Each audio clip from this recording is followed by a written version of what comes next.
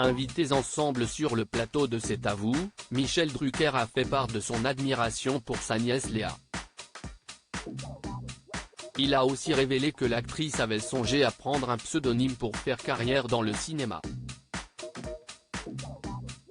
Léa Drucker est à l'affiche du dernier long métrage de Catherine Breillat, présenté à Cannes dans le cadre de la compétition officielle en mai dernier. Dans l'été dernier, Elle Campagne, une brillante avocate spécialisée dans la défense des mineurs victimes d'abus, qui entretient une liaison avec son beau-fils de 17 ans. L'actrice césarisée pour son rôle dans Jusqu'à la garde s'est confiée sur le tournage des scènes très intimes du film dans Télérama. Je n'avais jamais tourné de telles scènes, et, jusque-là, dans l'érotisme, j'avais bricolé. Cette couverture qui aurait fait la fierté de la mère de Michel Drucker. L'actrice était l'invitée de C'est à vous, ce jeudi 7 septembre pour faire la promotion de ce film, et hasard du calendrier elle a partagé le plateau avec son oncle Michel Drucker. L'animateur venait évoquer son retour à la télévision après sa longue convalescence.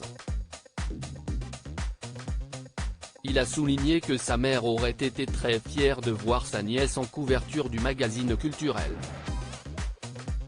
« Moi j'ai attendu 35 ans pour y être », lui a-t-il fait remarquer avec humour. Émilie Tran-Nguyen a interrogé Léa Drucker sur l'impact que son célèbre nom de famille avait pu avoir au début de sa carrière. C'était curieux.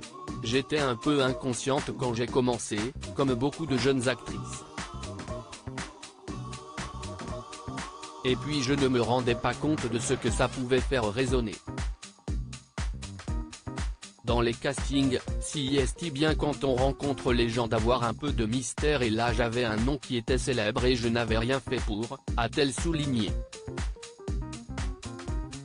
Quel pseudonyme Léa Drucker a-t-elle songé à emprunter? Son oncle n'a pas pu s'empêcher d'intervenir.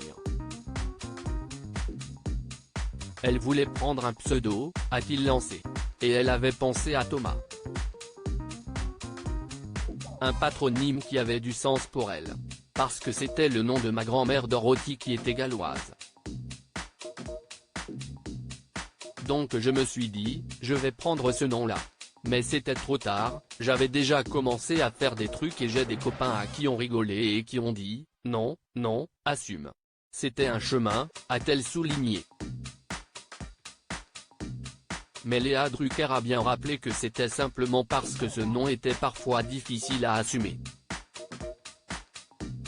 En même temps, je n'avais pas honte de mon nom non plus. Si est juste qu'il fallait se construire avec un patronyme qui était célèbre et moi je n'y étais pour rien, a-t-elle conclu.